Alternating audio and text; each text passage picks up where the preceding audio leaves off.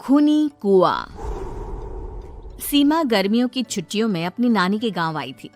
सीमा नानी के घर पहुंचने के बाद अपनी नानी के पैर छूती है और उनसे आशीर्वाद लेती है।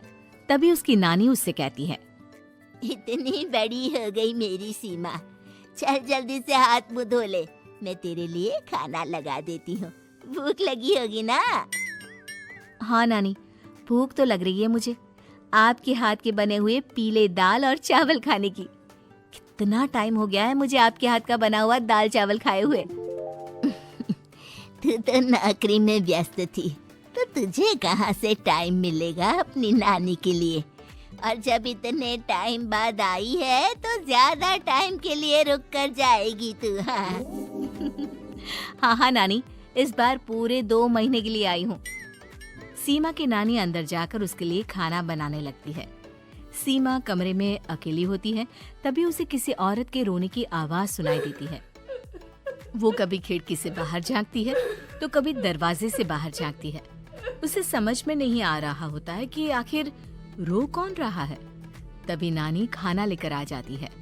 वो अपनी नानी से कहती है, नानी, कोई औरत रो रही है क्या? मैं जब से यहाँ आई हूँ तब से मुझे यहाँ किसी औरत की रोने की आवाज आ रही है। हे भगवान, कहीं ये वही तो नहीं? बोलो ना नानी। अरे कोई नहीं रो रहा, ये तेरे मन का वहम है। और तू ना अब खाना खा ले, ज्यादा यहाँ वहाँ की बातों में ध्यान मत दिया कर। जल्दी से खाना खा और फिर मेरे साथ आ जा मेरे कमरे में, दोनों बैठकर खूब सारी बातें करेंगे। ऐसे ही अगले दिन सीमा अपनी नानी के साथ गांव के बाजार जा रही होती है। उसी रास्ते में फिर से किसी औरत के रोने की आवाज आती है। वो अपनी नानी से कहती है, अरे नानी, क्या सच में तुम्हें अभी भी किसी औरत की रोने की आवाज नहीं सुनाई दे रही? मुझे किसी औरत की बहुत बुरी तरीके से रोने और चीखने की आवाजें आ रही है। मैं बहुत परेशान हूँ नानी, आखिर ये कौन है? मुझे लगता है कि सीमा को शहर भेज देना चाहिए, यहाँ रहना उसके लिए ठीक नहीं। नानी बोलो ना, आप चुप क्यों हो जाते हो? सीमा, तू घर चल, मुझे तुझसे बहुत जरूरी बात करनी है। नानी सीमा को घर ले आती है और सीमा से कहती है, सीमा, कल सुबह तू शहर वापस चली जाएगी। अरे अचानक? आखिर क्या बात है नानी, आप मुझे ऐसे जाने को क्यों कह रही हो? मैं बस जो कह रही हूँ उस पर ध्यान दे। तू कल सुबह यहाँ से चली जाएगी, और ये बात मैं कोई मजाक में नहीं बोल रही। तू कल जाएगी तो मतलब जाएगी। अरे नानी, चली जाऊंगी मैं, ठीक है, पर आखिर बात क्या है ये तो बता दो। मम्मी से कोई बात हुई है या फिर मुझसे कोई गलती हुई है जो तुम मुझे अचानक से जाने के लिए बोल रही हो? देख सीमा, रात बहुत हो चुकी है और मुझे इस बारे में कोई बात नहीं करनी। चल, अब चल के मेरे साथ सो जा। सुबह की बस पकड़कर तुझे शहर भी तो जाना है। सीमा को अपनी नानी का ऐसा व्यवहार देखकर बहुत ही अजीब लगता है। उसे कुछ समझ में नहीं आ रहा होता है कि आखिर उसकी नानी उसे अचानक से गांव छोड़कर जाने के लिए क्यों कह रही है। ये सारी बातें सोचते सोचते सीमा की आंख लग जाती है और वो अपनी नानी के साथ सो जाती है। ऐसे ही आधी रात को सीमा को फिर से किसी औरत की रोने की आवाज सुनाई देती है। वो उस औरत की आवाज सुनकर बार बार करवटें बदल रही होती है और तभी उसे सपने में भी एक अजीब सी औरत की परछाई दिखाई देती है, जो इतना चीख चीख कर रो रही होती है कि सीमा डरकर उठ जाती है। वो पूरे पसीने पसीने हो रही होती है। वो अपने आसपास देखती है तो घर में बिल्कुल शांति का माहौल होता है। सीमा घबरा जाती है। वो अपनी नानी को जगाने की कोशिश करती है, मगर उसकी नानी नहीं जगती। सीमा को फिर से उस औरत की रोने की आवाज सुनाई देती है। आखिरकार सीमा अपने आप को रोक नहीं पाती और वो घर का दरवाजा खोलकर बाहर निकलती है। आखिर ये माजरा क्या है? आज तो मैं पता करके रहूंगी।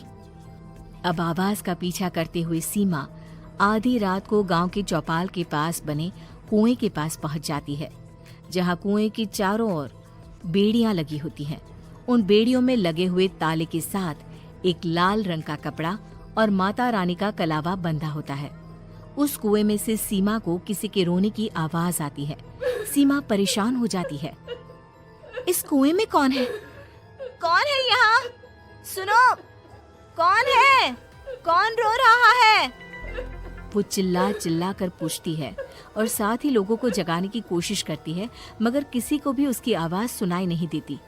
अब सीमा खुद उस कुएं के पास की बेड़ियों और तालों को खोलने की कोशिश करती है और किसी तरह कुछ देर की मशक्कत के बाद सीमा उसको खोल भी देती है।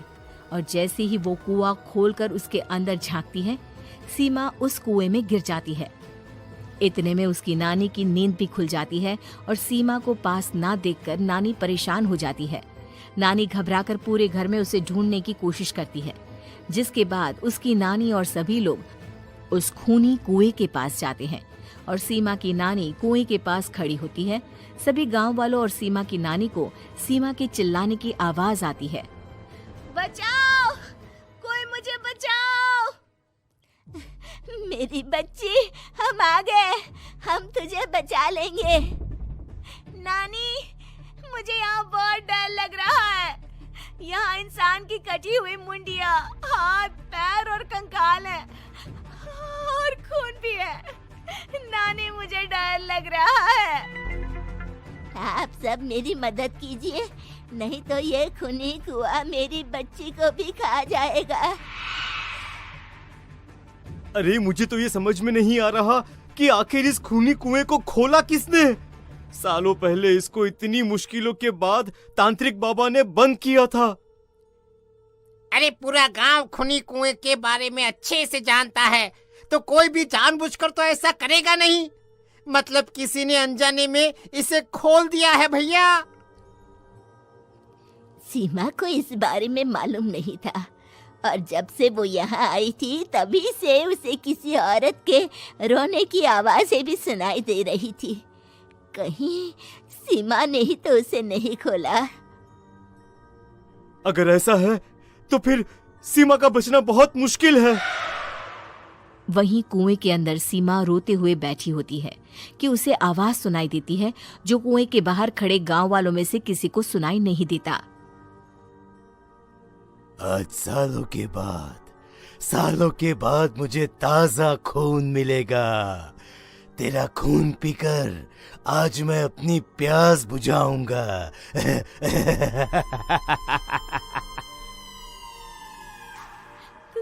कौन है? मत मारो प्लीज, मुझे जाने दो प्लीज। मैंने किसी का क्या बिगाड़ा है? वो तुझे मरने के बाद पता चल ही जाएगा। जितने में गांव वाले और सीमा की नानी कुछ सोच पाते, उतने में उन्हें सीमा के चिल्लाने की आवाज आती है और अगले ही पल सब शांत हो जाता है। क्या हुआ? सीमा, मेरी बेटी। माफ करना बहन, लेकिन अब सीमा वापस नहीं आएगी। हमें एक बार फिर से कुएं को बंद करना होगा। गांव वाले तभी तांत्रिक को बुला कर लाते हैं। एक बार फिर अपनी शक्ति से तांत्रिक बाबा उस कुएं को हमेशा हमेशा के लिए बंद कर देते हैं और वहां एक बोर्ड लगा दिया जाता है कि यहाँ आना मना है।